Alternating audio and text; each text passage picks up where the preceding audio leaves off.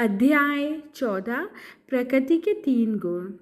पिछले अध्याय में हम देखते हैं कि भगवान अर्जुन को आत्मा और भौतिक शरीर के अंतर के विषय में विस्तार से बताते हैं।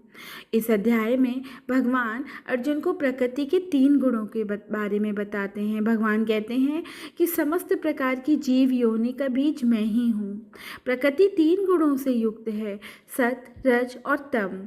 जैसे ही एक जीव इस धरती पर आता है वह इन गुणों से बंध जाता है। भगवान अर्जुन को सत, रज और तम गुण वाले व्यक्तियों के विषय में बताते हुए आगे कहते हैं, सत गुण वाला व्यक्ति शुद्ध, ज्ञानवान और संतुलित होता है। वो हमेशा सच बोलता है और न्याय के मार्ग पर चलता है।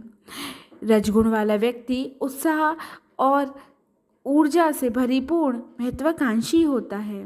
अपने लक्ष्य को पाने के लिए वो कड़ी मेहनत करता है। इसके विपरीत तम गुण वाला व्यक्ति अज्ञान से परिपूर्ण, आलसी और महत्वाकांक्षी, नकारात्मक होता है। ये 3 गुण वाले व्यक्ति के चरित्र, कार्यों और जीवन के अनुभवों से प्रभावित होते हैं। इनसे परे व्यक्ति ही मोक्ष प्राप्त करता है। ऊर्ध्व गच्छन्ति सत्त्वस्था मध्ये तिष्ठति राजसः जघन्य गुणवृत्तिस्था अधो गच्छन्ति तामसः।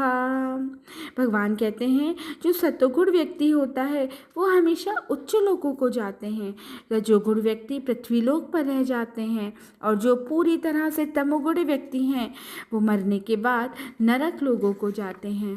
भगवान आगे कहते हैं कि मानापमानो योग तुल्य तुल्यो मित्रारक्ष पक्षियोः सर्वारंभ परित्यागी गुणातीतः स उच्यते।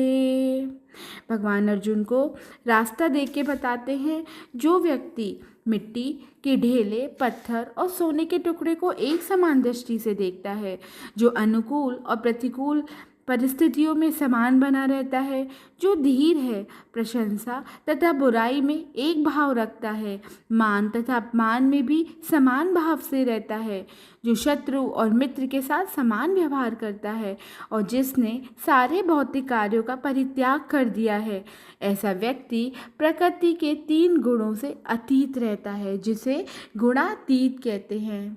श्री भगवान के द्वारा प्रकृति के 3 गुणों के बारे में बताने के बाद ये अध्याय पूर्ण होता है। हरे कृष्णा।